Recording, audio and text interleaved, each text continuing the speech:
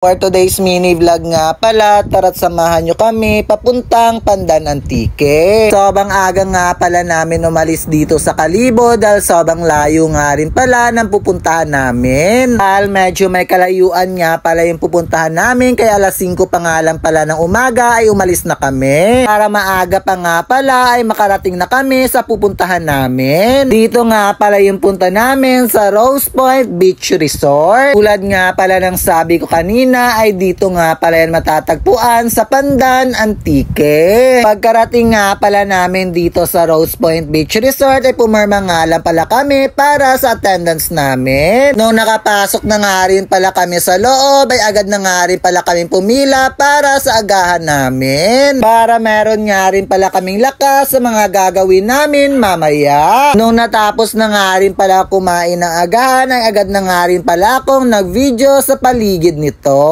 Sobrang namang hanga rin pala ako sa ganda ng tanawin dito.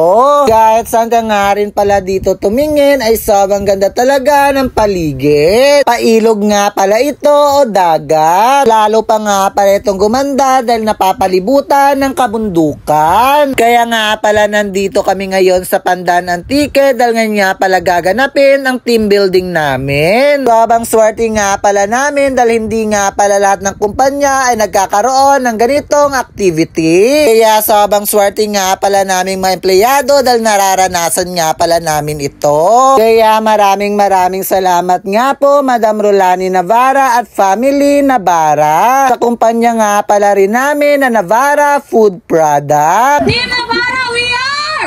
Wow! Hooray! Hooray! Kita nga, may chindihan kita, plus matatong mga relasyon doon. Naakig ka! Pero wala kang hambay kung ano yung nakigan. Kasi gusto mo, sa'yo Junana, may mo nga nakigan. So dapat, kung ano tunga nato na ilaan, ihambay naton. Diba? Agad masahiran nga, bulok dali. Waka gali na ilan. Bukonet, ginalangan naton do, any position, kung sino nang banda nakabutang. Kasi, kung sa ka posisyon na ron, kamo nagkanin di karon, maduga kamo di karon, is magawa ba? Pag yun nang mabigyan na, maliit mo yung sarili, dahil ay, tayo malang ako, mataba mo lang ako. Waka mo kasay ko, manot ba, impact, isang ka-posisyon sa isang ka-department. Kaya hindi nyo pag-ilangin yung sarili, kasi may inyong mata ng mga, may inyong halaga, actually.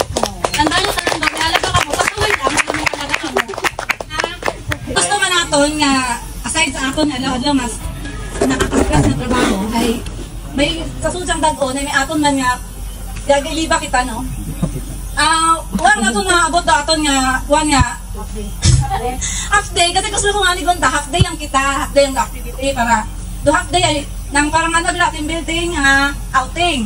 So dapat ay, nag-party-party ko, dapat kita makaroon ng oras, galing ang hay, siyempre, wala na ito na abot. Pero regardless, no, sa, kung ano man nga, wala man na ito na abot do aton nga expectation, hay, tandaan natin nga, bukod do importante karahay kung ano lesson naton nga mabuo sa activity nga ra. Doon do aton nga daghon sa sunod sa aton nga trabaho. Thank you so much everyone for attention. Sa pagdadasya sa kumpanya, sa kakulangan man naman itong una.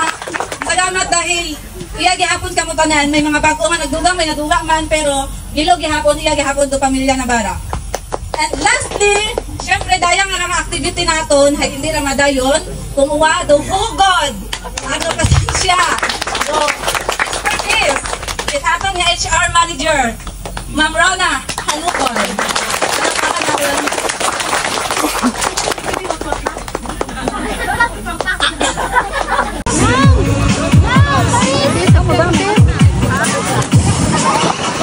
Mga pabebe.